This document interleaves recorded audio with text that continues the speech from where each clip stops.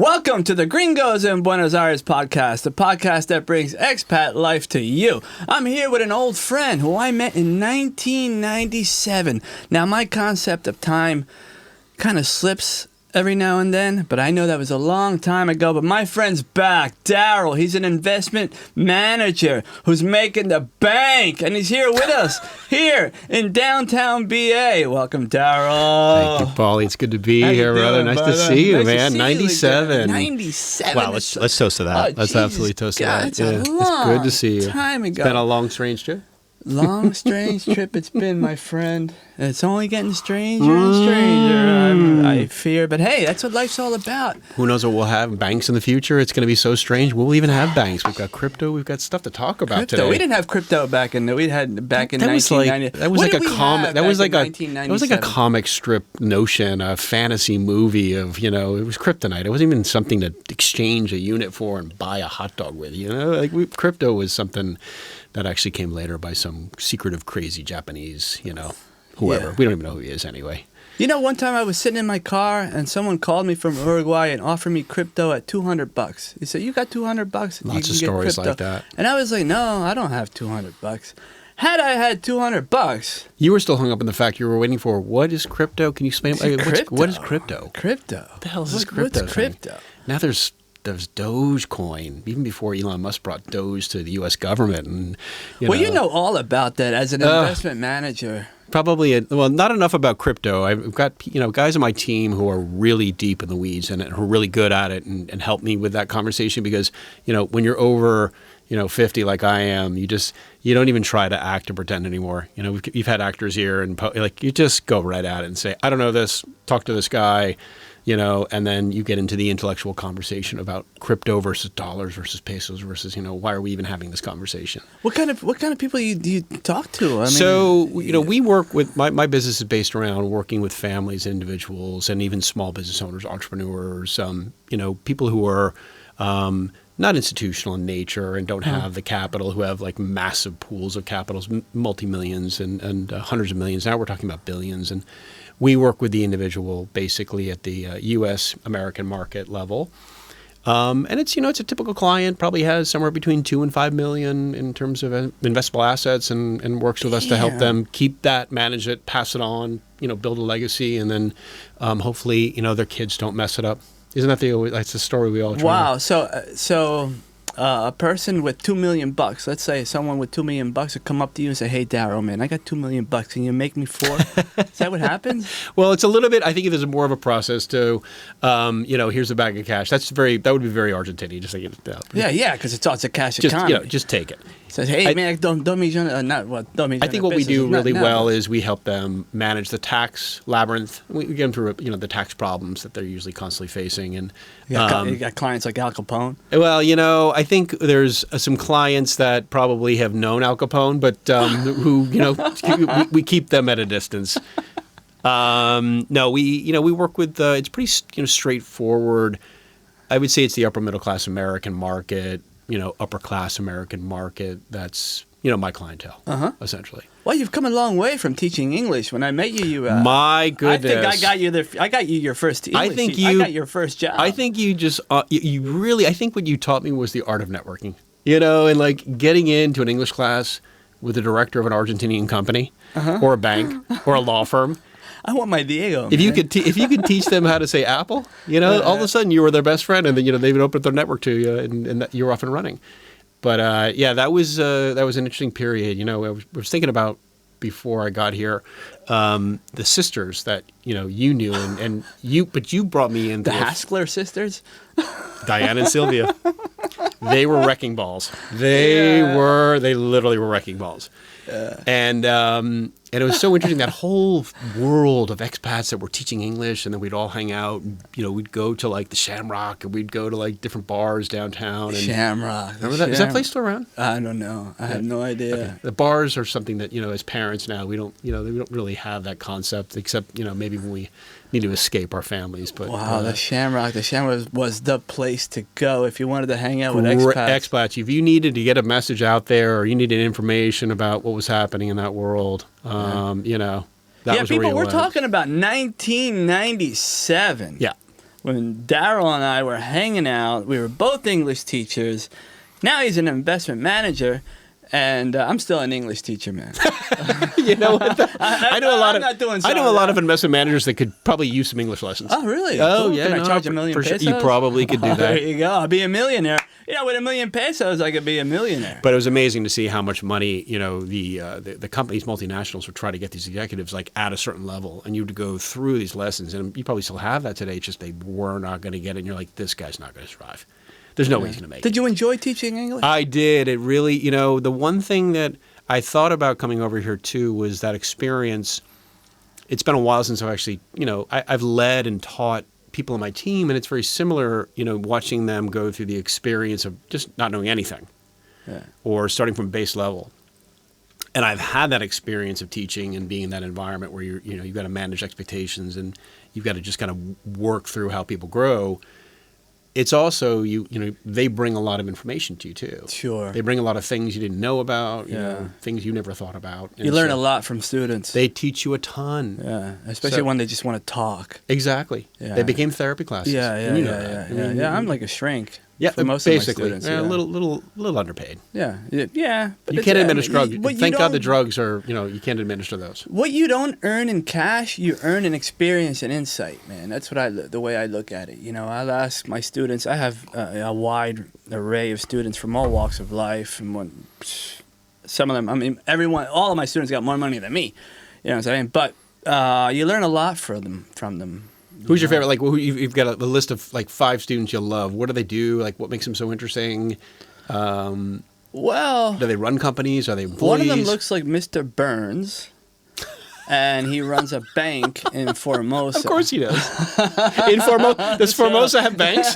Yeah. Is there money? Is there one money? bank. Is there money for banks in Formosa? Bank, and he's like runs this bank. Formosa wasn't the hot ticket in town back when I was here. No, but they have one bank, and it's and this guy runs this bank. in Formosa. Listen.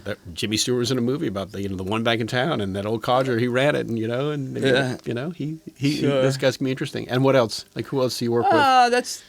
That's I have I teach kids too. I have I teach kids. I worked for 13. We haven't seen each other in a long time. It's been a while. I worked for 13 years as a school teacher in a primary school, teaching grades from 1 to 7. So is English still the premium language here? I mean, it seems to be the language that people want to learn. Beyond. It's not that the language that people want to learn. It's the language that's easiest to learn and most used. Because imagine if you had to learn Chinese or Greek or Russian. And English is not a difficult language to learn. You know, I've been teaching for 30 plus years, but you know, for me, I get students that can't say hello, how are you, and like 6 months later, you know, they're speaking. You know, you're not talking. You know, you're not philosophizing. There's certainly a case for, you know, if you wanted to go into it with, you know, learning Chinese is probably a language that, you know, given the dynamics between the U.S. and China, you know, you might want to learn Chinese. But yeah, sure. English is probably spoken more and used more in business. But I'm sure the Chinese are learning English. And they also are learning English, too. I started learning German, and I was like, you know, what am I going to learn German for if I've never met a German guy that didn't speak English? You know what I'm saying? Now, how do you feel, you know, when you learn Spanish and you knew another language? Because I have a house, I've got 2 children, they're bilingual, and watching them grow up and seeing them, my wife is Argentinian. Yeah, that's interesting, man. What's it like? You know, I mean, she speaks Spanish to them, obviously. We were just talking about this, you know, we're here for just a visit to see family. And just to recap, you married an Argentinian. I married an Argentinian, what so year? in 99, you were at the wedding. In 19, I was at the wedding. You were at the wedding. Yeah, I got thrown in the pool. You did get thrown in the pool. Actually, I fell in the pool. But I thought you were holding onto the checks, though. No. You gave the checks away to someone else. You didn't keep any, though. No, I remember I drove home soaking wet. I had a hat on. I still got that. That was when hat. you had the Chuck Mangione look. Yeah, exactly. Right? I was dressed in black, all black, the black glasses. Those years. And your cousin, you had a cousin who was a real dickhead, wasn't he? I think he might still be. Yeah. Anyway, it wasn't you, Derek. Don't worry. It was another cousin. Yeah, I said, "Hey, how you doing?" I said, "Hey, how you doing?" I was like, "I'm doing all right. Where you going?" I was like, "I'm going nowhere." Exactly, you're going nowhere. I'll never forget that, man. What an asshole. I'm glad he fell in the pool. I didn't know I had that in my family. I've got a lot in my family, but I didn't know it was that bad. Yeah, you told me he was a real asshole. So I gave you a heads up. What's his name? So we got married in 99. And, I think the notion of having kids was something that, was always natural to us. We both came from stable families. My parents, had a great house. It was, they were children of the baby boomers. So, they were raised like wolves in a lot of ways, just like we all were. It all kind of like flowed through us. Same here. But we had kids. We had two. We have a son, Zachary, and a daughter, Milena. And they've had Spanish in their crib to now for 20 years. And, every year we did a good job, I think, bringing him down here to see my wife's family, experience that every day. We've got culture, even, in New York, we drink mate. My wife and I drink mate. Really? New York? Absolutely. How much you pay for mate in New York? Too much. Too much? Really? Yeah. I mean, considering what we pay here for a kilo mate, we pay probably $10, $11. $10, $11 for what? Half a kilo? For a kilo. For a kilo? $10, $11 yeah, for a kilo of mate. You taking mate back in your suitcase? I'm not saying anything about what we're taking back. This is recorded. That won't be. You never know. You never know. Hey, there might be a package of Darrel. He's got a bunch of mate. He's got those 50 Empanadas that he's got in his bag. You might want to check that bag. He's got this strange herb with him. Oh my God! But anyway, we got the culture in our family. Every single day, and from football to food to mate to everything about that experience. So Maribel, your wife speaks Spanish at home. She does. She does speak Spanish to the kids, and there's a mix of English and certain days where there's mostly English, and seeing how the kids have absorbed all that, and they come down here now and they've taken classes. Spanish classes in high school, which is the easy way out, right? But whatever. Sure. I had Spanish in high school. But they did it, and they took it, and they come here, and then they're conversing with their cousins and getting through conversations. I think if my kids probably had 6 months here, they'd be off and running. You eat milanesas at home? We've got milanesas, we've got we've got empanadas, we've got asado, we've got vacío. It's all there. And so, what year did you? So we moved back. So I was here in '97, and then I did some studies there. I decided to stay here because I was just talking to some people back in New York. And I could have gone back to get my MBA. I'll go back that track of going to the States. But if I left here, I was going to miss out on some real work. So I actually did a master's at SEMA, which is a very good school in the center of town, which had a relationship with Chicago, which Chicago was a renowned institution, and teachers were all taught there in economics and finance. And so I got all these guys who ran through and basically engineered the hyperinflation bomb disarmament of the 80s. They were all Milton Friedman, proteges and students. And they built this institute. Roque Fernandez, who was the former economic minister of the country, he built this school. So I decided to study there. There were a lot of expats from Princeton, from Harvard, from top schools that were studying there. So it, became a really great experience. And then I got picked up by a private equity fund, worked there for a couple of years. From here, living here. I actually worked, interesting fact, I don't know if you know Anya Joy Taylor, or Taylor Joy, the Queen's Gambit, the Netflix movie, that movie. Yeah, she's Argentinian British, a very famous actress, right? Her father was my boss in this fund. Really? Dennis Taylor, yeah. Wow, So we ended up buying Marta Harf, which is a local cosmetic company, and couple other deals. There was a lot of fun. From here. Damn. The U.S. fund that came in with capital and then had an Argentinian team, and I was part of that team. And then so just a couple of years later, we got pulled up to New York, moved up there with another fund, brought Maribel. It was right when De La Rua's economy was falling apart. So this was the first real hard crash in 99. Which I'm sure you can remember. Yeah. Right. The Corralito was a pretty bad place. Yeah, it was 2001. Well, when the Brazilian economy tanks, their currency devalues, and then it through a contagious effect gets to Argentina. Yeah. And then the 1-to-1 crumbles. We get to 2001, we're leaving. We left in April of 2001 just as things were getting really bad. And then my wife was like, wow, we just dodged a bullet. And then 9/11 occurs in New York. So who looks like an asshole? Double whammy. I'm just like, oh God, I take this woman out of her world, her family, and bring her into. Because Argentine women are really, their roots. We can talk about the passion and their attachment and the family institutions they build and they're from, no matter what, they're strong roots. Yeah, How did it take her a while to adapt? I mean, the adaptation. Let me must tell be you, something. I mean, for an Argentine to go to, my life wife in has the put in US. an incredible amount of time building relationships in New York with my family, friends, her network, and there's still nothing like her relationships in Argentina. It doesn't even compare. I mean, there's still wonderful relationships in New York, and she's got a great life there, but we come here, and it's just different. Yeah. It's a different vibe. We're talking until 1 a.m, and it's effortless.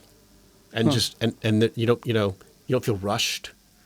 You feel like it's a conversation that flows.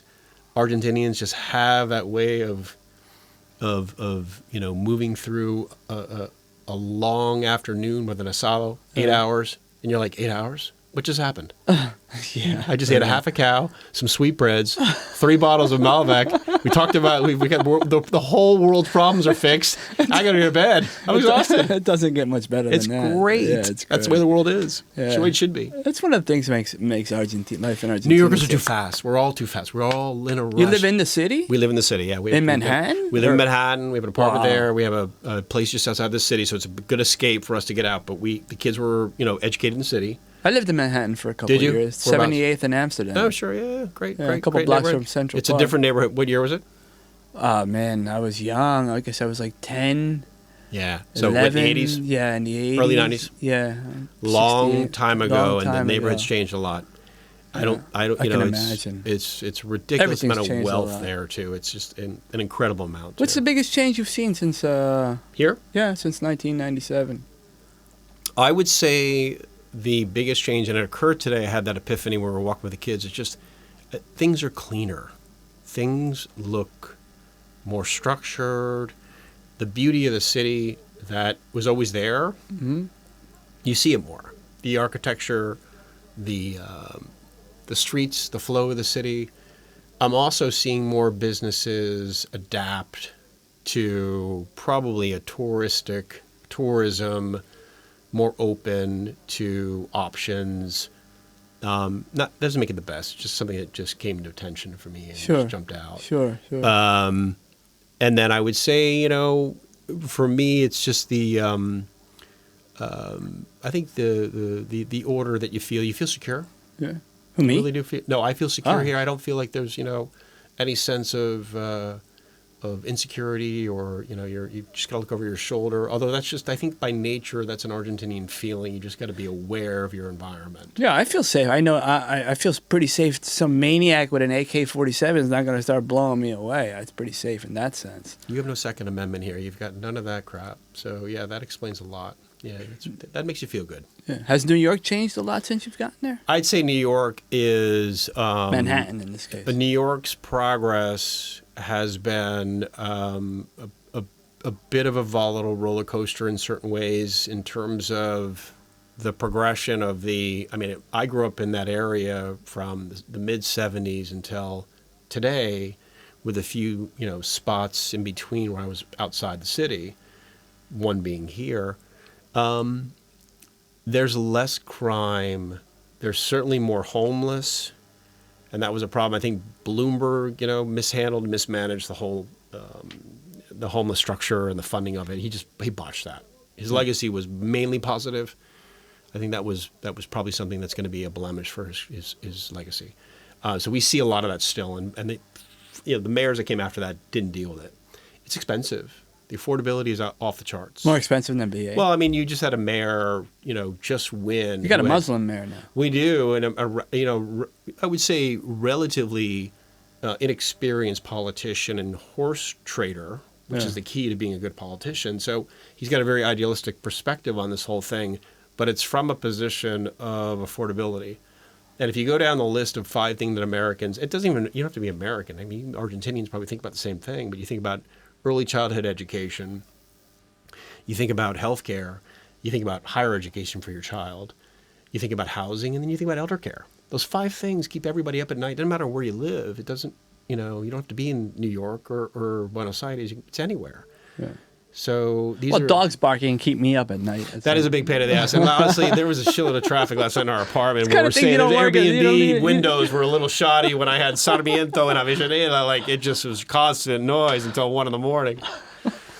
Plus, we're about a block from Ferro. We're about Ferro Carril. Is that where you're staying at? Yeah, just in Caballito. Okay. Right near Okay. my family's over there. Yeah, I remember that spot Yeah. near that big church. There's a cathedral. That's right. That's right there in Gaona. Yeah, okay. I've been to that house before. Yeah, you have been there. Yeah, I've been there. We've I've had an been Asado there. Yeah. The kids were So young. yeah, so I would say that the biggest changes for New York though were, the affordability issue has gotten off. It's out of control. It's off the rails. You ever imagine yourself moving back to Buenos Aires with your family? We talk about it. Today Maribel and I are just, we're empty nesters now. Our kids are in university. They're in school. My daughter's in Michigan, and my son's freedom, not There absolute is a freedom. It's a different freedom. It's not absolute freedom when you got kids. There's never any freedom. There's still there's still that financial shackle. I mean connection. Yeah, That's yeah. a shackle. Yeah. I think connection. So the plan I think for us was always originally to be able to come down here for maybe 6 months, live here part of the year. I don't know if I can do that with my business, but Maribel certainly could, and then have me down here, throughout the year, and then spend the rest of the time up in the States, as we see fit. You can work remotely now. I can, but I'm in an industry right now that is You need the face to face. It's a little shake the sensitive with the regulatory environment of having someone who's abroad and is related to a U.S. institution, a financial institution. So the regulatory environment doesn't allow for that. But that could evolve. We'll have to see. Do you see any investment opportunities in Argentina right now? Tons. Yeah? So many. Do you talk about your clients? Hey, man, you got to invest in Argentina. We Give me don't $1 million? talk about the emerging markets at that level because of the volatility that I think is still, it's becoming a better environment. I think emerging markets because of currency issues between the U.S. and other countries.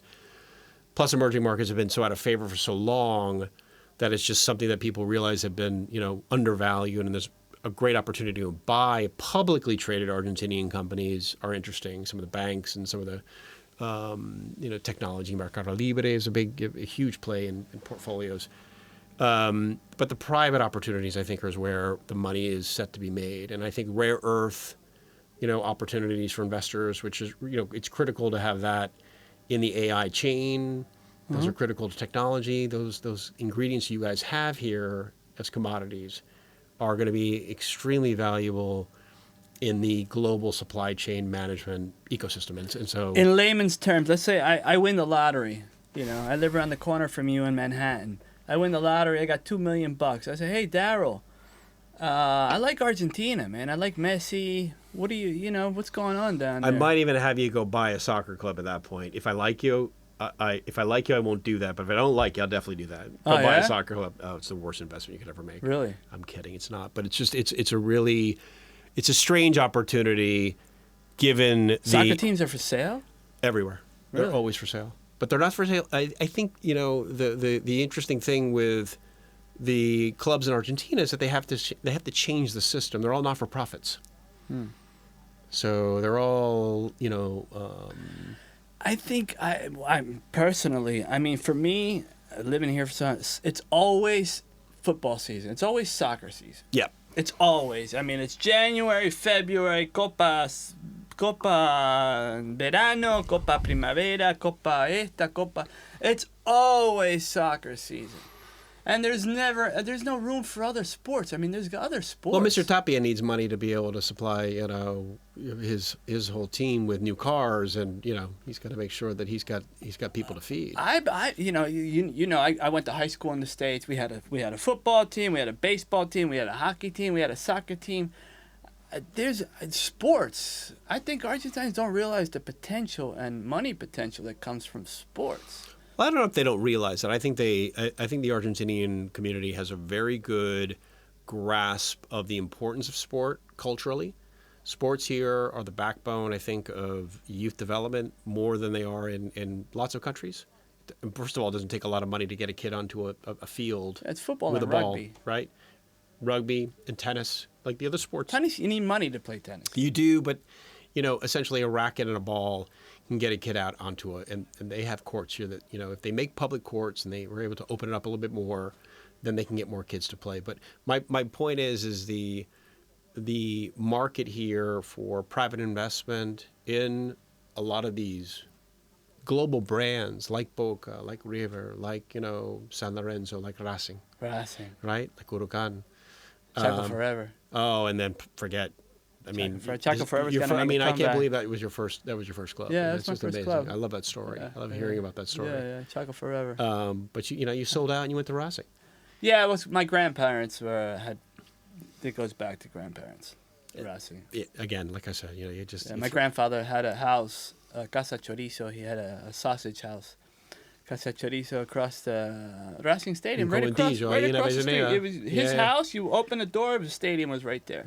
Impossible not to root for that team. Yeah. Or he could have gone Independiente, just a few feet down the road. They were right there. Yeah, but he was a big time. He went Racing. Whole family was Racing. I'm a Boca fan. So I was a Boca fan when I got here. My uncle had come here in the 70s, and he had done a little work in the television business just as an intern, for college.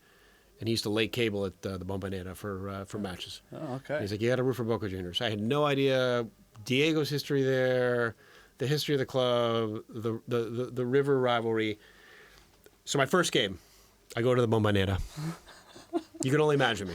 The bomb box. Exactly. And, you're walking in with 50,000 fans. There's no lines. There's very, it's a mass of people getting into the stadium at once. So I had the pleasure of standing in the Popular. And my first match was against Gimnasia, de La Plata. And I knew I wasn't at home when I looked up at the light post and there was a 10-year-old kid climbing up the light post being like, Boca, And I became a bostero in that momento, a shit shoveler, and I've never looked back. Kids are Boca fans. My wife's family is San Lorenzo. And what else happened during that match? During that match? I think it was more just, trying not to get, killed and thrown off the top of where I was at the top, I was top of that Did you feel everything shaking? And the stadium was shaking, and you felt everybody just, that singing and dancing and that passion didn't stop until halftime. Yeah. And then they get the second half kicked off again. It starts up again.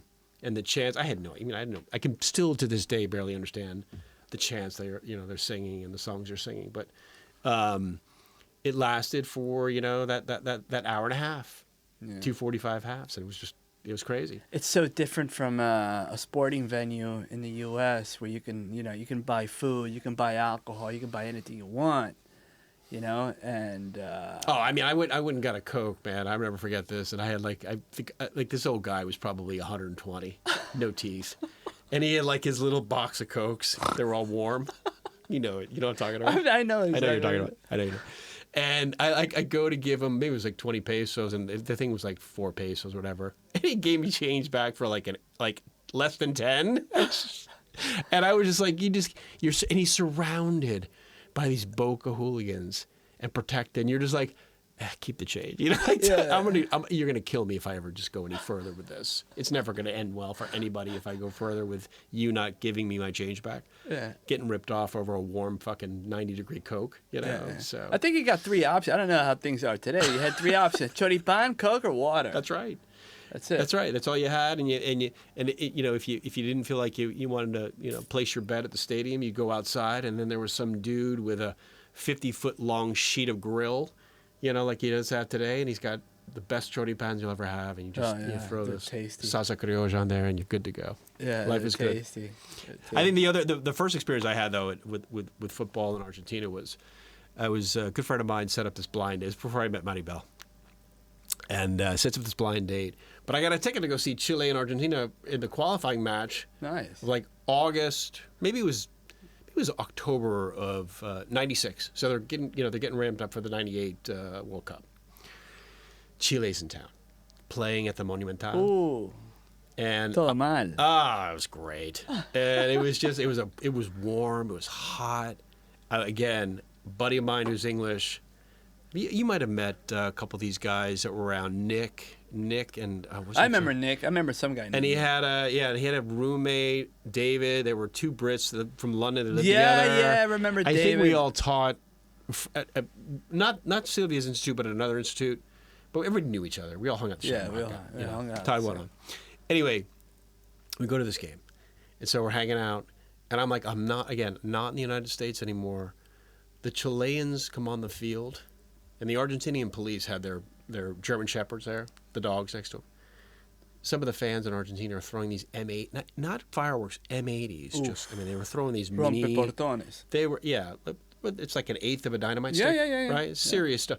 Throwing them at the players and the dogs.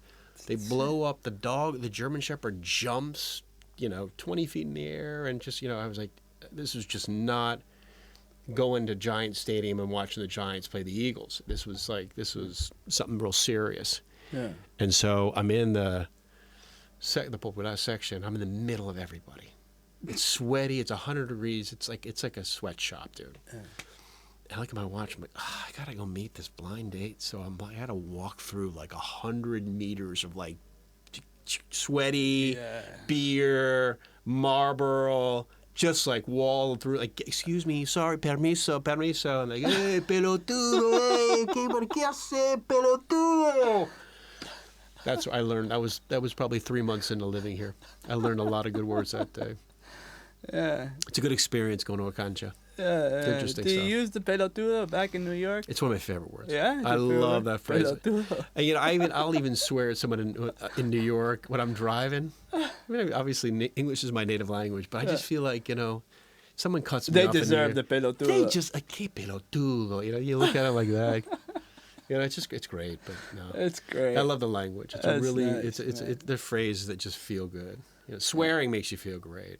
Yeah. When you New say York, Manhattan and Buenos Aires have a lot of things in common in terms of the nightlife and, the fast pace. But what do you think sets them apart?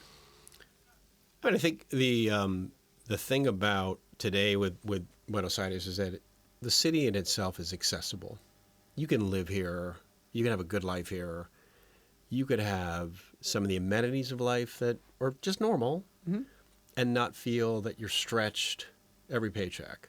So I think the economics of it make it a different city in that way. New York is is so big, and there's only parts of it, that the middle class can really thrive in. But when they do live there, it's a stretch from a security standpoint, and the neighborhood's a dump.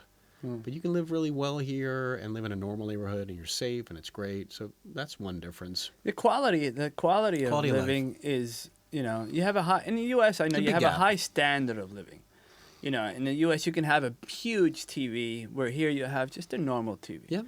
But I noticed that here, Agreed. since it's a cash economy, I go to sleep at night, I don't owe anybody anything. My house is mine, my car is mine, everything's mine.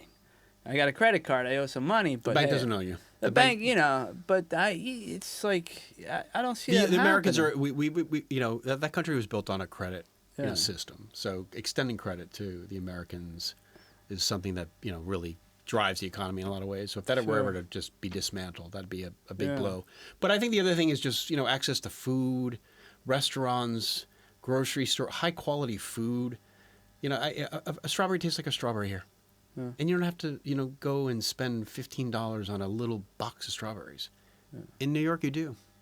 I bought 5 little crates. It was like 2.5 kilos. I think it was like 2 kilos on the highway, and it was like 10,000 pesos for like 2 kilos. That's like $7. That's $7, yeah. And that's nothing for 2 kilos. You've got strawberry. So good. I ate about jam 1,000 for 5 years. I ate like about I don't know. I love them. And they look like strawberries. They're the size of strawberries, right? And the eggs taste like eggs, right? And I think one of the differences, though, is in New York, you can find anything. If you want something, if you can't find a type of gastronomical experience, food, and if you can't find it in New York, it doesn't exist. Sure. I see you moving back here. and not not in the short term, but in the long run, Yeah, I could see you hanging. You see coming that in the back. future, your mind is giving you I that see you pathway. coming back here, hanging out. You, the kids, Maribel. We love our time here. Yeah. We had a good time. Remember when we first met, and we watched the Super Bowl in my pelo pincho. That was one of the greatest Super Bowl, and I've had a lot of great Super Bowl experiences with friends watching the game, and like just a lot of fun.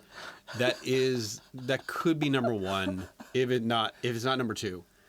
And Paul and I were just we were hanging out on it's February, right? So here it's 90 degrees at 9:00 at night. And your kids were small, and you're like, come over, watch the game. And I was like, I just didn't feel like going to Shamrock or being caught up with a bunch of people, Argentinians that don't care about the game. So I was like, I gotta hang out with an expat tonight. So let's make it happen. And we sat in your pool that was about 5 feet by 5 feet. It was smaller than a jacuzzi. It was in Villa. But it had room for like a cooler. Your wife kept, she brought us food. We didn't leave the pool. We were drinking caipiroscas. We were just, and it ended up being one of the greatest games in Super Bowl history.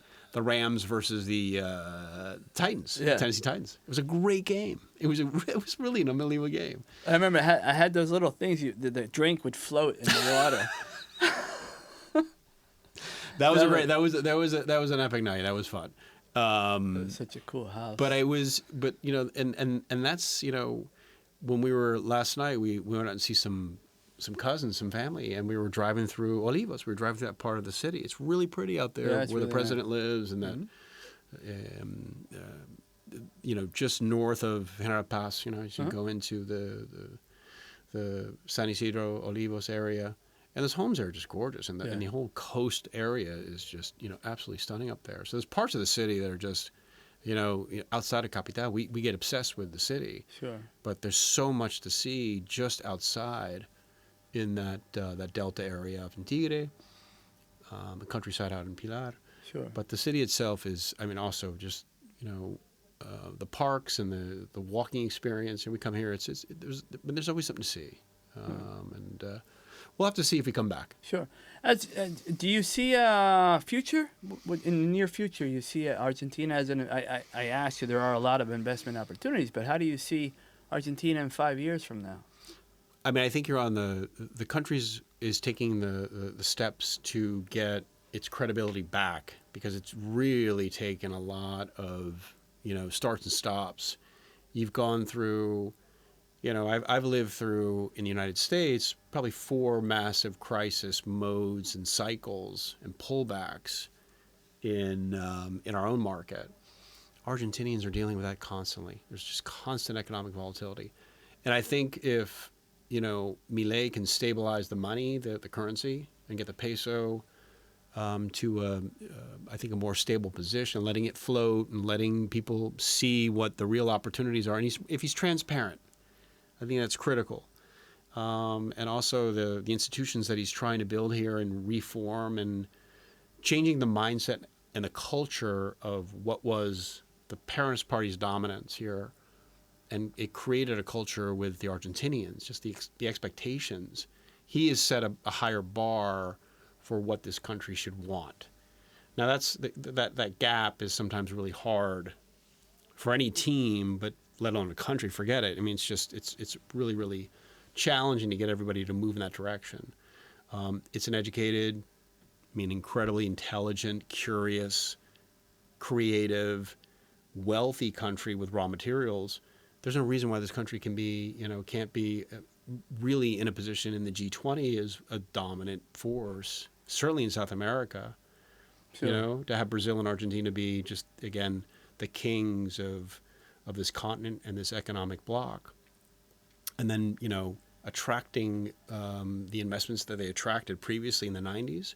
There's no reason why it can't come back. Sure. At all. Hopefully. You hear about the stories all the time about where it was economically on a global scale back in the early 1900s. It was about the 4th largest GDP in the world, and the phrase was this guy was as rich as an Argentine. Yeah. This country has a past. It can do this again. Sure. So we'll have to see. Yeah. I heard a term recently about the gnocchis. Are the gnocchis still dominating the culture here? Only on the 29th. They come in, they sign, right? Yeah. That's right. Go on. Yeah. Y se van. Yeah, I know a lot of people like that. Yeah. So that's my take on Argentina. All right, cool. What do you think about my hat? I wore this hat just for you. It really has taken me a long time in this conversation to hold back and not be distracted by that. I know you like my hat. That's It's an old school hat. The juxtaposition between the Dead and the Phillies. I mean, I feel like Phillies Nation is such an aggressive body of, fans, and it's not even passion. It's just absurd obnoxiousness. Yeah. And this is a New Yorker talking. I mean, like, you guys are just like at this level. Yeah. And there's like even the mass holes from the Patriots Nation, New Yorkers that are Giants and Jets fans, forget it. We're very special. We're annoying as hell. But the Philly fans are just, and who has a fan base that if things go right, they destroy the city? Forget when things go wrong. This is just a crazy bunch of just, freaks. My brother was recently in Philly. Passion doesn't even give it justice. He left Philly because he was just tired of the violence and the way everybody hated each other and treated everybody. So he went back a couple months ago, and everybody was really happy. It's a pretty city, though. Yeah, Philly's a great place. Because ever since they won the Super Bowl, people are just like, they wave to each other, they say hi to each other. Yeah, they were neutered. It's like, wow, the power of sports. Getting back to what I said. Isn't it crazy to see what it does? It's just like what happened with Argentina after they won the World Cup. Oh, please! Everybody loved each other. Didn't matter if you were from River, the Boca, therapists in this country went broke. They all went hungry. It's right? like it's beautiful. Yeah. So it's the same with Boston. Boston went through that cycle. You go through these, and people talk about the importance of sports, and they see the money, but when you show up after a really rough loss. Yeah. The Giants beat the Eagles. They just did it this year. I couldn't believe it, but they beat them on a Thursday night. That's weird. It was weird. This team is really bad. What kind of world is this? The Giants suck, but they're moving up. Anyway, you got the guy at the water cooler who just can't do his job because he just can't function because the Eagles won or they lost, and so it's like they're just it takes a hold of people. But I think the one thing about Argentinians, I think, also is they have a really good sense of there is more outside that cancha. Like there definitely is more. My family's important. I can go laugh with friends. And I think the other big difference is that Americans sometimes struggle, and men, I think in particular, struggle with having friendships and having really, meaningful relationships with people, at a level, because it's just that's just how we're wired. There's this Anglo tradition, this Puritan tradition. There's such a Mediterranean tradition here. That relationships and friendships are just, are extraordinarily deep and meaningful. Does your wife have Argentine friends? She does there. She has a couple friends. She's got a group of friends, actually, that she can cool. lean into and who become great friends for her. Yep. You could start a podcast, Porteñas in New York. She could, she really could, actually. Porteñas in Manhattan. There's plenty of them there. She'd probably have to go to Miami, though. Miami's where, I think the Argentine hive really is located these days. Yeah, but I think that Argentines that go to Miami don't want to see other Argentines.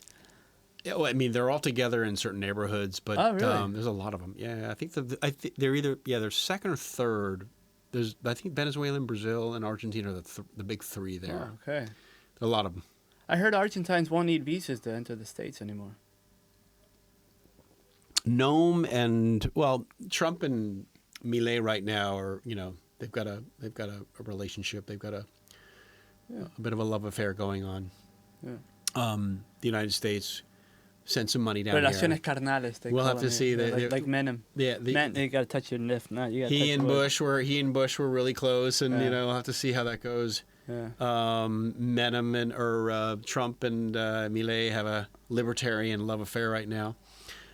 They sent the money down here, but I've never seen a president in my country ever say, you better win your next election. Huh. Or we're going to call the chips in. Oh, that's a good thing you won. It was very interesting to see him do that. I'm sure there's been a lot of talk about that in the past, but he actually said it to the world. So we'll have to see if the Milei can deliver. He did deliver, though, recently. One thing I was thinking, how do you think your life would have been different had you stayed here? I think more in terms of what would my life would have been like if I didn't come here. Oh. I'll even go one step. What brought you here? I think so I did work in D.C. I was working for a policy think tank in Latin American foreign policy. But I considering going to law school, I probably could have gotten by as a lawyer. I would have been miserable. It would have been a really just hard road Lawyers for me. have to read a lot. They just, I love reading, but that's not the point. The point is just, it would have been a job that probably had no tie to values or passion. It just wouldn't have worked for me. Yeah. I would have discovered it after going through and spending gobs of money on law school. It would have been, and I had a really, good group of guys and attorneys that I knew that went to law school, and we talked about it. So I talked myself out of it. But, after that, I didn't know what to do after I, discounted law school. There was a calling to, to learn another language, a second language, and really learn it. And a lot of our clients were from the Argentinian Mercosur community. So they're from, Chile and from Paraguay and from Brazil even. And I knew a lot of those people at the embassies in Washington. So I said, hey, look, if I'm going to go do anything and learn a language, where should I go? The consensus was just go to Buenos Aires. Just go down to Argentina. They, all the things like single guy, Argentinian women, red meat, soccer, wine, and then let's just see where everything goes from there. That's when you're 25. These are the real carnal, like primal things. You're like, what am I holding on to? Nightlife. Totally. That's what called me here. I mean, honestly, but what deep down it was, I had this structured life that I was thinking about, and like the trajectory was so boring, and it was so plain, and it was so scripted. It brought me to my knees. I was like, I gotta live life. I came from a really, structured upper middle class, upbringing, and people would kill for. Yeah. Just outside the city, a New England family that was, we all had all the resources we ever needed. Never wanting for me, it was so boring, and it was just too scripted. That makes no sense to most people. But I was like, I gotta get a little taste of life here. Took a big bite out of the city, and I never looked back. Yeah. It was great. It was really great experience. Same thing? Same thing. You're still an Eagles fan, though. I hate that. Yeah, you gotta love the Eagles. I love the Phillies. I don't have Eagles, to like Flyers. the Eagles. I don't like anything about Eagles, Philadelphia. Phillies, Flyers, Knicks. And the history of Philadelphia is I like the Knicks. I'm a big Knicks fan. I'll give you that. I didn't know that. I like the Knicks. I think actually we watched one of the final games with Spreewell when he was playing in that final. I think you and I got together for that game. Yeah. All right, you get a pass for that. But like as far as people coming here and understanding the passion, is that what it got? I mean, that just grabbed you? What when you came here and why you wanted to stay here? It was just I grew up in I'm from a lower middle class family. My dad was a bricklayer. My mom was a hairdresser. I drove a Honda Civic. Your mom's Argentinian. Your father, was he also? Yeah. He's Argentinian. Yeah, they're both and Argentinian. So, I drove a 1979 Honda Accord, and when everybody else was driving around in Cadillacs and Firebirds and Trans Ams, and I had bought that car myself, you know what I'm saying? Whereas everyone else, his parents bought them their car. So when I came here, when I graduated high school, I came here and I was like, wow, man, there's not that sense of competition, People didn't care what car you drove. People didn't care what sneakers you wore. They didn't care. The optics were just different. I was like, wow, this is really cool, man. Yeah. Everybody's pretty much the same, and I fit in.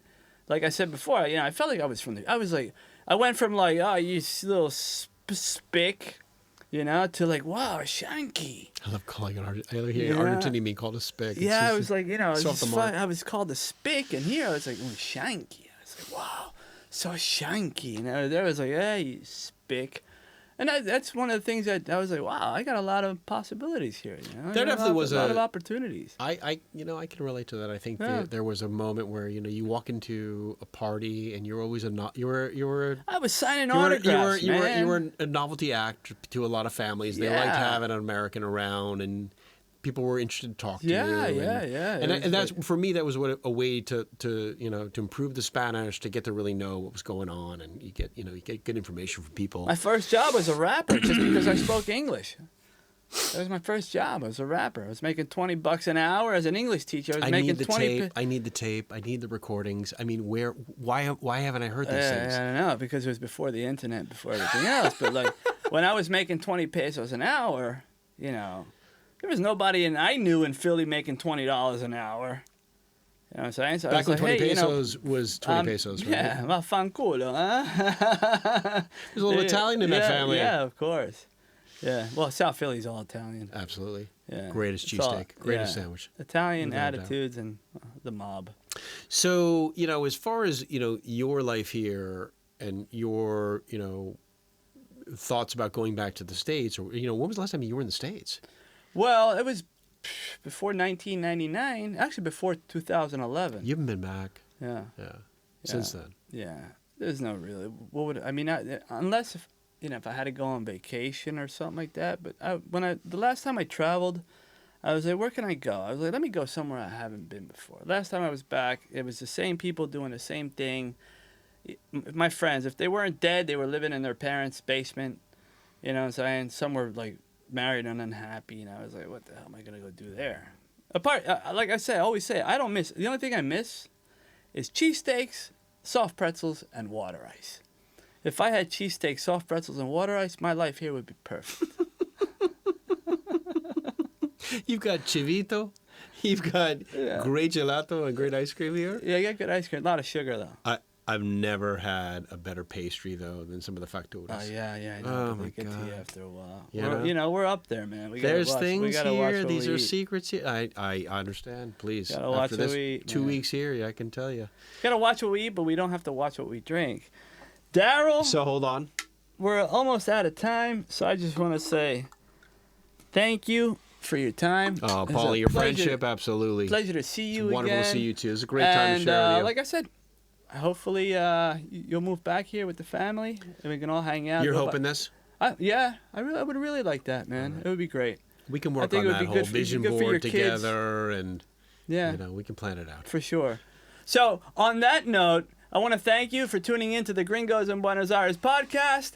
And along with my friend Darrel, buena onda, nos vemos. Ciao for now. Darrel. That was fun.